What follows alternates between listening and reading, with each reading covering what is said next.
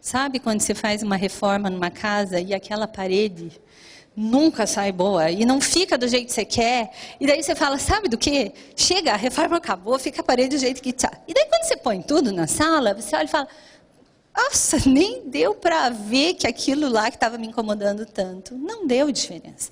Quantas brigas, discussões a gente tem, quantos desacordos e processos desgastantes no próprio trabalho por coisas que não são de fato importantes. Por picuinhas, né? Porque a gente sempre acha que tem uma nova chance, que vai poder fazer de novo. Não vai. Então, a primeira questão é, não dá para negar a morte, porque ao negar a morte, você está abrindo mão da própria vida. E esse sujeito do contemporâneo, ele nega a morte de si e do outro. E aí perde as oportunidades de encontro com o outro. Por que é tão importante negar? Por que é estratégico negar a morte? Porque negar a morte é negar a humanidade. Ao pensar vida e morte, eu tenho que pensar que talvez haja algo que me transcenda, algo que vá além de mim. E isso me joga para reflexões espirituais, religiosas, filosóficas, que talvez eu não queira me deparar. Porque, afinal de contas, a gente, enquanto sociedade, já abriu mão disso como referencial. A religião, a filosofia e até a espiritualidade de uma maneira mais ampla, ela pode vir como vivência de bem-estar. Aí, me faz bem. Aí até é justificado. Agora, quando você pega como eixo orientador de vida, de propósito, é tido como fracasso do sujeito, né? Pensar na morte é nos remeter não à vivência de bem-estar, mas a esse lugar de propósito que a gente não quer pensar. Que não faz bem, que não combina pensar na sociedade de hoje. Porque ele nos rouba da aceleração, ele nos rouba do produtivismo, ele nos rouba do resultado, ele nos rouba dos pequenos deleites da vida, do consumo, da tecnologia, né? Então, questiona outras coisas que são mais importantes de serem mantidas. A coisificação do outro está nessa negação da morte, negação da transcendência e negação de mim. Eu não posso reconhecer que ele é um outro humano. Porque ao reconhecer, eu tenho também que reconhecer coisas em mim que eu não quero ver. A minha vulnerabilidade aparece quando eu encontro com o outro. É só aí que eu vou me reconhecer humano. Essa é uma fala do Byung-Chul Han. A vulnerabilidade do encontro com o outro é o que me faz humano. Por isso é melhor, é mais protetivo que eu não esteja perto do outro demais, né? Mas pelas tecnologias a gente pode ter algum tipo de aproximação segura, que não vai ter invasão, naquela parte que eu não quero, que vai me fazer humana. Então, há uma tolerância ao outro e a si mesmo, e uma exigência sempre crescente. Eu não posso errar porque eu sou esse homo Deus. Eu tenho que ser perfeito porque eu sou esse homo Deus. Falar em ética pode ser assustador, porque talvez eu veja coisas que eu não quero ver. E eu sou tão perfeito. Como assim que eu não sou ético? Né? Então, uma não tolerância a si e ao outro. O Leandro Carnal tem um livro que se chama Pecar e Perdoar. Ele é um historiador das religiões, ele faz, embora ateu, e ele faz uma revisão, uma sistematização das principais religiões e apresenta o pressuposto do pecar e perdoar como um pressuposto básico em todas elas, e chama atenção para quando a nossa sociedade, nós estamos perdendo esse referencial, né, de pecar e perdoar, no sentido de que somos humanos, falhamos e que precisamos desenvolver tolerância a si e ao outro no erro. Né? Nós vamos errar, o erro vai acontecer. O que é que fazemos quando ele acontece? Ser ético não é errar, mas é ter consciência de que você pode errar. Que pode ser que o erro aconteça, ainda que você tenha a maior boa intenção de que ele não esteja ali presente, ele pode acontecer. E aí o ético é o que é que você faz com isso, quando esse erro aparece, né? Também a empatia tóxica, de nos vincularmos ao outro nesse sentimentalismo, reforçando, falam tanto em empatia, a empatia me liga com o outro a partir de uma experiência que mobiliza em mim algo que é meu. O olhar é para mim, não é para o outro.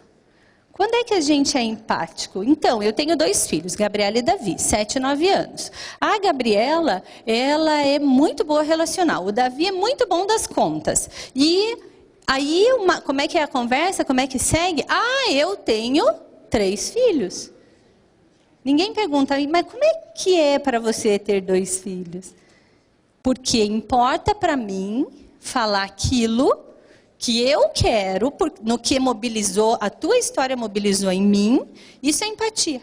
A tua história mobilizar algo em mim, eu te interrompo para falar aquilo que é importante para mim, porque o importante sou eu e não você. A gente não faz isso o tempo todo nas relações? As perto de mim sempre acontece. As que estão perto de mim. Essa empatia tóxica, que a gente vai se misturando. E solidão também. O preço que se paga por essa ética do amo-Deus é a da solidão. Porque se eu tenho que ser meu próprio referencial, se tudo que eu sou é eu que defino, são as relações que são importantes para mim que definem, eu levo sobre os meus ombros ser o meu próprio Deus, e a independência do outro é a exigência que se coloca diante disso. Nós temos também esse sujeito vagueia aleatoriamente na sombra de si mesmo, até que se afoga em si mesmo. É uma implosão do sujeito. Esse sujeito que se exige demais, ele vivencia um burnout por explosão de si mesmo, uma violência contra si. A ética da aparência e da liberdade é uma outra expressão que temos hoje. A ética da aparência e da liberdade vai falar uma supervalorização da imagem. Eu sou aquilo que eu represento ser, e isso é mais importante do que de fato eu sou. Né? Isso está desde a importância que a gente dá para como as pessoas se vestem, os produtos que elas usam, a imagem que ela tem, não só a imagem real, a imagem virtual também. E essas imagens é que vão nos atribuir valor. Gente, é sério que, porque uma pessoa tem uma bolsa com uma etiqueta de uma determinada marca, ela tem mais valor do que outra que não tem? É esse tipo de contorno social que está definindo o valor de sujeito. E que leva a um hiperconsumismo por essa supervalorização da imagem. Tem sujeitos que não têm condição financeira para ter determinados produtos, determinados celulares, e eles parcelam por 12 meses para ter um símbolo de status, um símbolo de valor nessa sociedade, de tão relevante que isso é. E no Brasil isso é muito, muito, muito forte. Tá? O Brasil é um dos países que mais tem aparelhos celulares. Negociação de valores. Eu vou abrindo mão dos meus valores para apresentar uma padronização daquilo que é tido como valor. Né? Se agora o grande valor é ser autêntico, então eu não posso dizer que eu tenho valores que me linkam a instituições, a referenciais históricos, familiares ou religiosos. Eu preciso dizer que aquilo eu faço porque eu gosto. Eu faço porque eu quis. E eu vou negociando os meus valores. Também negocio valores no meu trabalho. Porque se ou eu faço o que está sendo pedido, ou tem outro que vai fazer.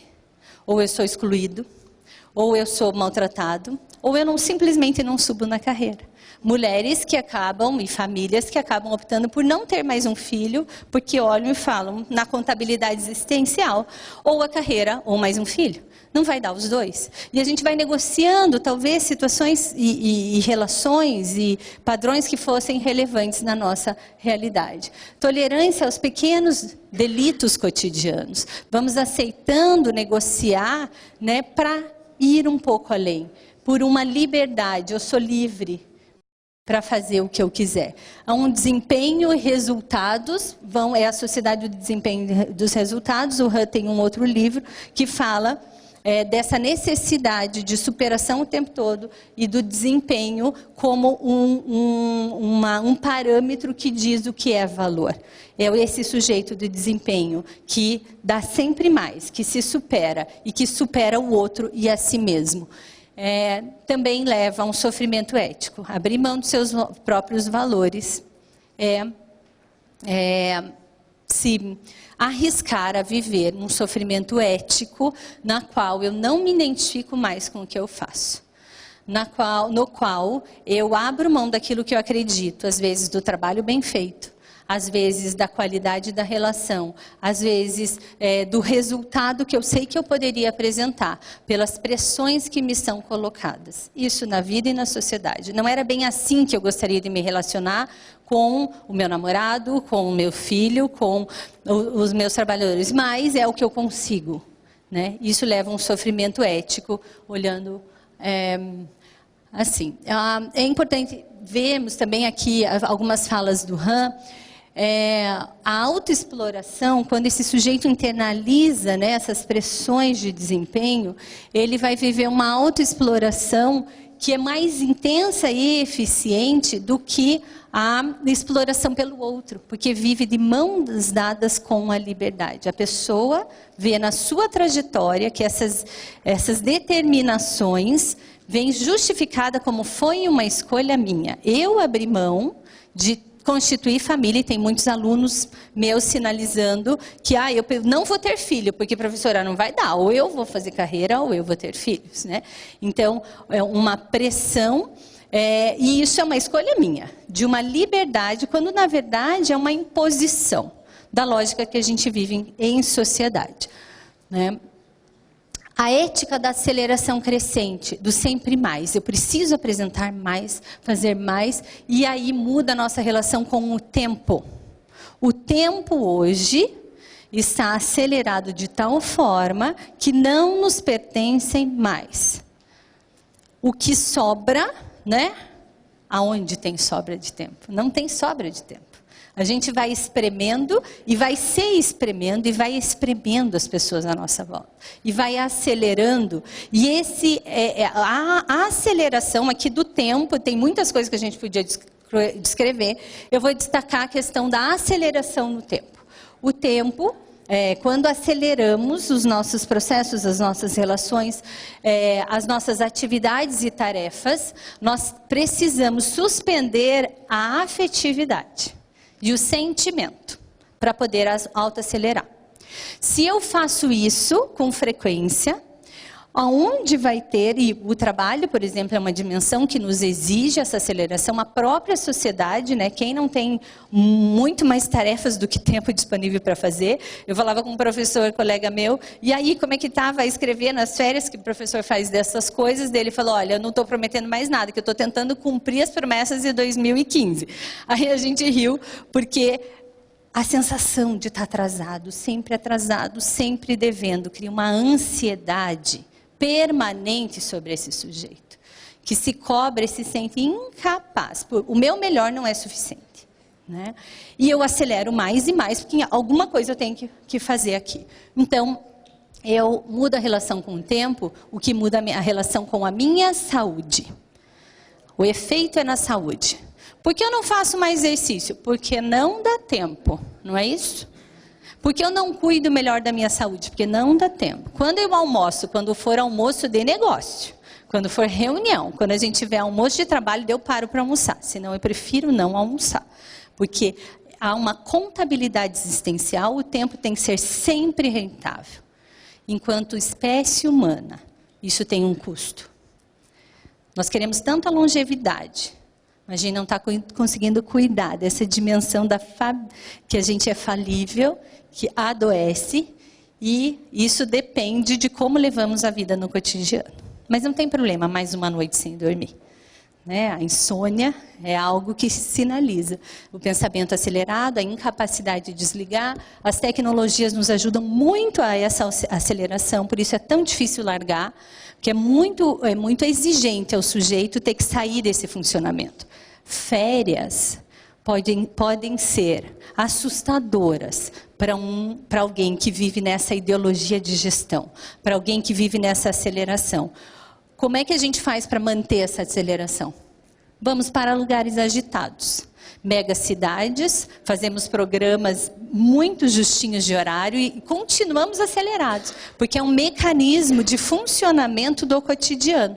Só que ele tem uma contrapartida, diminuição da dimensão afetiva, que nós vamos levar para as relações. Isso vai impactar as nossas relações familiares e afetivas e amorosas.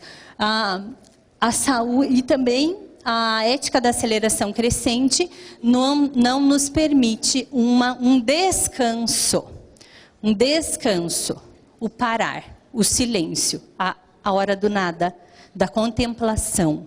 O sujeito criativo é aquele que tem a possibilidade do tédio. A criação só vem diante do tédio. E a gente não chega mais nesse estágio de contemplação, o que é reduzir o sujeito humano a um fazer reprodutivo e não a um fazer, avançado, evoluído. É sempre o mesmo fazer, se eu não posso parar e descansar. E hoje é muito custoso emocionalmente a gente parar e descansar. E aí o Byung-Chul Han tem um livro que se chama A Sociedade do Cansaço, e ele descreve muito bem isso. O burnout, o suicídio, depressão são sinalizações dessa não possibilidade de dizer, ok, estou cansado. Não um cansaço de um esgotamento de que eu não sirvo mais para nada, mas um cansaço de, até aqui está bom, agora eu vou parar e fazer outra coisa. Ou eu não vou fazer nada. Não uma não obrigação de ter que continuar quando se está cansado e esgotado, né? E aí tem uma frase dele, o depressivo não está cheio, no limite, mas está esgotado pelo esforço de ter que ser ele mesmo. O tempo todo, ele precisa buscar novas soluções para ele ser ele mesmo. E isso não é o mesmo processo da criatividade, tá? Porque isso remete diretamente a uma identidade frágil que tem que se autoafirmar o tempo todo. É diferente de que eu sei quem eu sou, eu sei o valor que eu tenho. Então eu vou além e crio uma solução no desafio colocado. Não, o desafio aqui é a sobrevivência de si mesmo. Tá? Hoje o homem é alguém que pode fazer tudo e ao mesmo tempo não fazer nada de especial. E torna-se alguém descartável, com dificuldade de atenção profunda, essenciais à vida humana, à criatividade e às relações. Saímos de nós mesmos e mergulhamos nas coisas. Saímos das pessoas e das relações e mergulhamos nas coisas. Na tecnologia, na valorização de lugares, né? E na coisificação do humano, amamos coisas e coisificamos pessoas. E humanizamos animais, e infantilizamos adultos e adultizamos crianças. Então, tudo é possível nessa sociedade. Ética da imagem da verdade. A questão não é a verdade, é a aparência da verdade. A questão não é o que você de fato acredita, é o que você fala sobre aquilo que você acredita. Isso é mais importante do que de fato a verdade. Então, nos distanciamos. E aí é um abuso nas palavras. As palavras são como objetos brincantes nas nossas mãos, que a gente usa sem responsabilidade enquanto sociedade. De uma possibilidade de ofensa ao outro, né, que se justifica pelo simples fato de que eu não quis ofender. Então, tudo isso que eu falei até agora pressiona esse sujeito. E quando ele vê esse sujeito que está em burnout, que ele está implodido em si mesmo, esgotado, ele explode sobre o outro. E explode na forma de uma comunicação agressiva, de uma comunicação que transcende aquilo que seria ético. É uma crise de respeito e uma crise de confiança. Eu não confio no outro, eu não respeito o outro e eu não respeito nem a minha própria trajetória, né? Não combina com a trajetória de várias pessoas, não combina com a trajetória de um juiz, por exemplo, usar palavras agressivas. Não combina com a trajetória de alguém que lutou tanto para conquistar um cargo público como servidores, a hostilização no tratamento. E isso muitas vezes perpassa as nossas relações. A fofoca e as dissimulações discursivas, a fofoca, o Leandro Carnal tem um livro sobre a fofoca que ele diz que é uma forma de aproximar as pessoas. Que as pessoas usam a fofoca para tentar se tornar próxima do outro. Porque eu me autorizo a falar do outro, então é porque de alguma forma eu acho que essas pessoas me têm eu tenho direito de entrar na vida dele, o que é uma ilusão, né? A dissimulação discursiva também é a manipulação de discurso que está no cotidiano e que fala dessa ética da imagem da verdade e não da verdade. Nos apropriamos incondicionalmente de tudo que está à nossa volta, como se fosse um direito. Um direito do que está ao meu alcance é para mim, é uma existência para mim e não para o outro. Nos autorizamos a pequenos delitos. E isso é só o começo, para uma trajetória de corrupção. Né? Pessoas, muitas vezes, que poderiam ser vistas como éticas e aos pouquinhos vão negociando e podem se envolver em processos de corrupção bastante significativos. Isso tudo leva a uma falta de consciência de si mesmo e um vazio existencial. A ética da excelência desmedida, da pressão do sempre mais, da ideologia da excelência que leva à empresarialização da vida. A mesma lógica de produção de coisas entrou nas relações, no fazer, na área de serviço, do serviço público, mas também nas relações afetivas da economia familiar e da própria relação do sujeito com ele mesmo. Então, há uma empresarialização da vida. O sucesso, o Luiz Felipe Pondé, que é um filósofo brasileiro, fala que o sucesso é um conselheiro perigoso, porque aquele que tem sucesso com frequência passa a acreditar demais na sua capacidade e não considera o outro. E isso vai o distanciando. Então, só ele sabe o que é verdadeiro, só ele sabe o que é bom, só ele sabe como as coisas devem ser feitas. E esse sujeito se basta, e aí diminui o espaço de honra e gratidão. Se os senhores avaliarem a trajetória de vocês, quem marcou a sua trajetória? Quais foram as pessoas que foram fundamentais para que hoje você estivesse no lugar que está, na posição que você está, ou nas relações familiares que você tem, ou nas relações significativas que você tem? Quem são os seus referenciais? Então, essa possibilidade de honra e gratidão é algo que ajuda a retomar o sentido de ética e de valor nas relações. A ética também é fundamentada no direito incondicional de ser feliz. Gente, é legítimo ser feliz? É. Agora, se a finalidade última da sua existência é ser feliz, eu quero dizer que há grande chance de você não alcançar, né, dos senhores não alcançarem esse objetivo. Porque quando você coloca que eu mereço ser feliz o tempo todo, e eu vou fazer tudo para ser feliz o tempo todo, a vida precisa te surpreender a cada momento. Cada instante precisa ser inovador para você. E a vida não é assim. Embora essa imagem do direito de ser feliz seja reproduzida e exigida, né, e divulgada aos quatro ventos. E essa ética do direito de ser feliz a todo custo, ela impõe essa insatisfação e uma capacidade de ser grato pelo que está ali colocado. De uma incapacidade de desfrutar da vida, das pequenas belezas da vida. Também nos empurra a um vazio existencial e a uma falta de propósito.